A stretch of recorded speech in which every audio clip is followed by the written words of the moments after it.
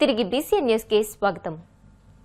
రాష్ట్రానికి భారీగా పెట్టుబడులు పరిశ్రమలు రప్పించడానికి మంత్రి నారా లోకేష్ అవిశ్రాంతంగా కృషి చేస్తున్నారని, ఈ పర్యటనల ద్వారా రాష్ట్రంలో ఉపాధి అవకాశాలు పెరుగుతుండగా గొడ్డలి పార్టీ మాత్రం సోషల్ మీడియా ద్వారా తప్పుడు ప్రచారాలు చేస్తూ రాష్ట్ర ప్రగతికి అడ్డుపడుతుందని ఆర్యవైశ్య కార్పొరేషన్ చైర్మన్ డూండి రాకేష్ తీవ్రస్థాయిలో ధ్వజమెత్తారు.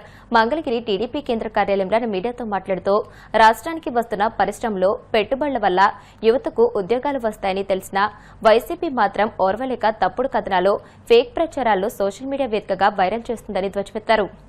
ఏదైతే ఈరోజు కూటమి ప్రభుత్వం ఏర్పడిన దగ్గర నుంచి అలుపెరుగని పోరాటం చేస్తున్న యోధుడు ఆంధ్రప్రదేశ్ రాష్ట్ర యువతకి భావితరాలకి ఏం అందించాలి అని నిరంతరం సాయి శక్తుల ఎక్కడా కూడా ఒక్క క్షణం కూడా తీరిక లేకుండా అనేక దేశ విదేశాలు తిరిగి ఈరోజు కొన్ని లక్షల కోట్ల పెట్టుబడుల రూపాయలు ఆంధ్రప్రదేశ్ రాష్ట్రానికి తీసుకొస్తున్న మా యువనేత నారా లోకేష్ గారి దక్షిణ కొరియా పర్యటన ఏదైతే ఉందో అది బ్రహ్మాండంగా సక్సెస్ఫుల్గా నడుస్తుందనటానికి ఎటువంటి అతిశయోక్తి లేదు. ఈరోజు మనం చూస్తూ ఉన్నాం, ఆంధ్రప్రదేశ్ రాష్ట్రంలో ఆ రోజు వాళ్ళు 5 సంవత్సరాలు ప్రభుత్వంలో ఉన్నప్పుడు ఏం చూశారయ్యా అంటే ప్రజల కష్టాలు చూసేవాళ్ళు, చూసి నవ్వుకునేవాళ్ళు, ప్రజలు కష్టపడుతుంటే చూసి ఆనందపడేవాళ్ళు, ప్రజలు బాధపడుతుంటే చూసి చప్పట్లు కొట్టుకునేవాళ్ళు, ప్రజల్ని ఇంటి మూల మీద కూడా రానిచ్చేవాళ్ళు కాదు.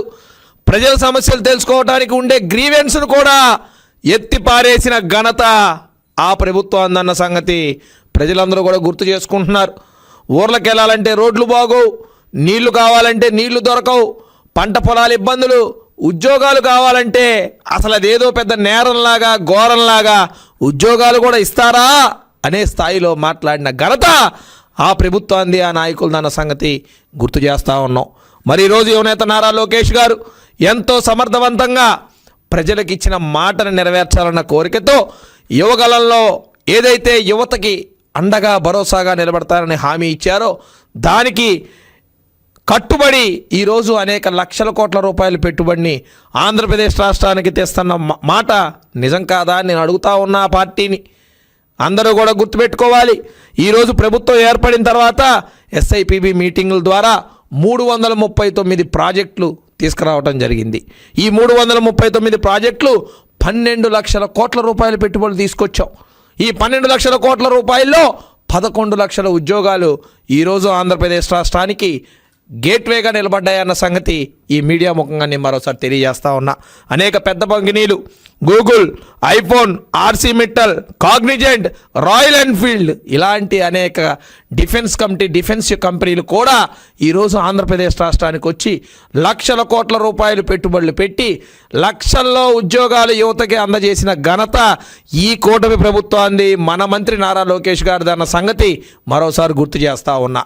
మరి ఈరోజు దక్షిణ కొరియాలో అనేక దిగ్గజాలు ఏవైతే ఎలక్ట్రానిక్స్ రంగంలో ఎల్జీ, శాంసంగ్, ఆటోమొబైల్ దిగ్గజం హుండై లాంటి ప్రతినిధులను కలిసి వారందరికీ కూడా ఆంధ్రప్రదేశ్ రాష్ట్రంలో మ్యానుఫ్యాక్చరింగ్ సెక్టార్లో పెద్ద పెద్ద రాయితీలు ఇచ్చి ఆ కంపెనీల్ని స్వయంగా ఇక్కడికి వచ్చి స్థాపించే విధంగా యువనేత నారా లోకేష్ గారు కట్టుబడి పనిచేస్తూ ఉంటే ఏం చేస్తున్నారు ఇక్కడ దౌర్భాగ్య నాయకులు?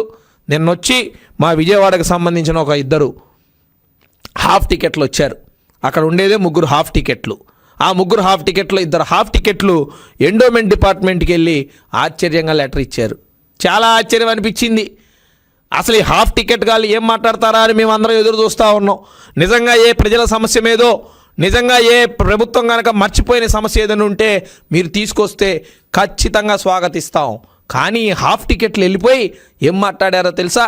సైడ్ ట్రాక్ కోసం లోకేష్ గారు ఏదైతే తెస్తున్న కంపెనీలు, తెస్తున్న ఉద్యోగాలు, తెస్తున్న పెట్టుబడులను సైడ్ ట్రాక్ చేయాలన్న ఉద్దేశంతో ఓ పెద్ద తప్పుడు ప్రచారానికి తెరదీశారు.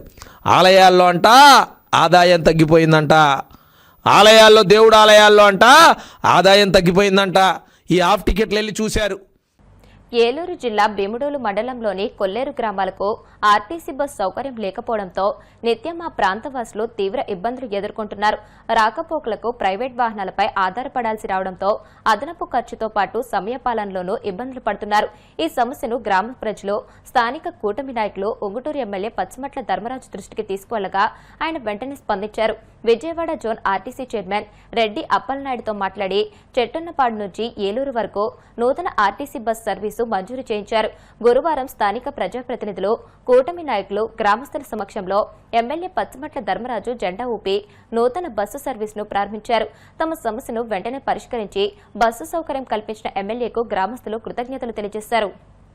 నెల్లూరు జిల్లా గూడూరు పట్టణంలోని శ్రీ భువనేశ్వరీదేవి సమేత మూలస్థానేశ్వర స్వామి దేవస్థానంలో ప్రత్యేక పూజలు నిర్వహించారు. అమ్మవారికి ప్రత్యేక అలంకరణ ఏర్పాటు చేసి కుంకుమ పూజ, సుహాసిని పూజ, మంగళ వాయిద్యాలు, వేద మంత్రాలతో చండీ హోమం, మహాపూర్ణాహుతి ఘనంగా నిర్వహించారు. భక్తులు అధిక సంఖ్యలో హాజరై అమ్మవారిని దర్శించి అన్న ప్రసాదాలు స్వీకరించారు.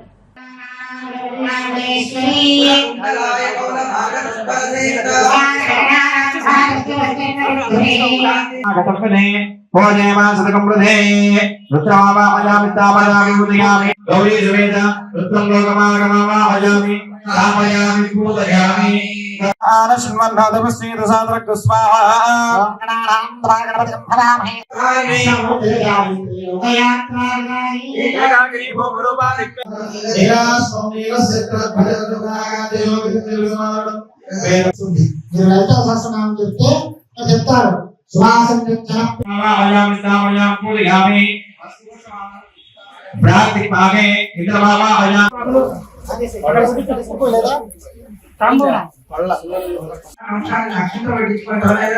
అమ్మవారు ప్రసాదం ఇస్తారు. కాఫీలు, చాక్లెట్లు అనుకోకండి. ప్రసాదం పెట్టుకుని కప్పు వేసేయండి. దేవి అనుగ్రహం శ్రీయం దేహి మే. స్వామి చూపించినట్లుగా లోపల తిప్పుకోవాలి.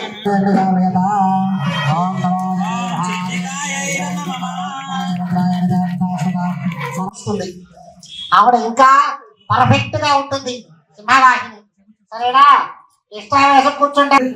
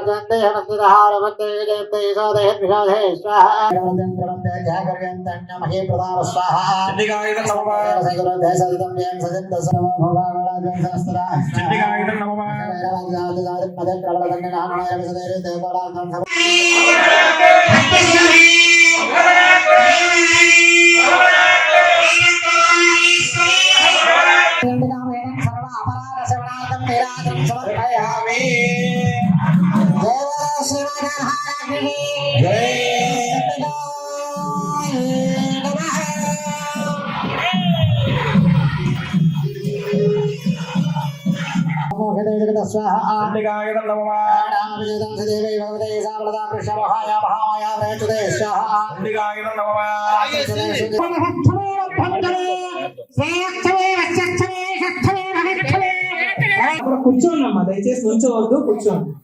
అమ్మా నుంచుంటేనే మీకు ఎవరికి ఏం కనబడదు. దయచేసి ఎక్కడ ఉన్న వాళ్ళు అక్కడ కూర్చోవలసిందిగా.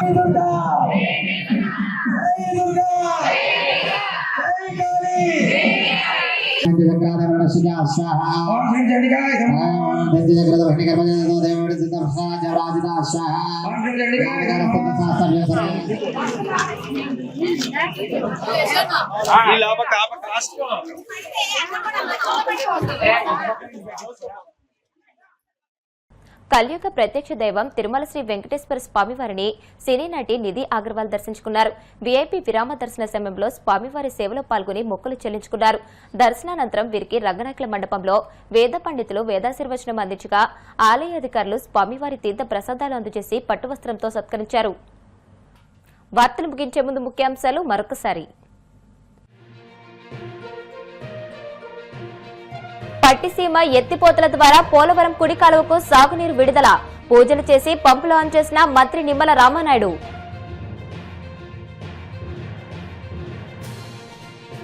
కూటమి సర్కార్ రాష్ట్రంలోని అన్ని వర్గాలను మోసం చేసిందని మాజీ మంత్రి పేర్ని నాని ఫైర్, హోంగార్డుల సమస్యలు పట్టించుకోవడం లేదని ధ్వజం.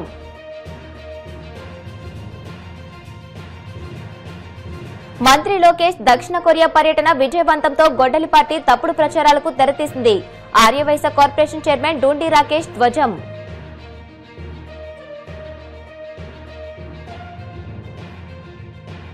తిరుమల శ్రీవారిని దర్శించుకున్న సినీ నటి నిధి అగర్వాల్. ఆలయ మర్యాదలతో స్వాగతం పలికిన అధికారులు. ఈ వార్తలు ఇంతటితో సమాప్తం. మరిన్ని వార్తల కోసం BCN digital YouTube channel, Facebook page ని ఫాలో అవ్వండి. అప్డేటెడ్ వార్తల కోసం ప్లీజ్ సబ్స్క్రైబ్.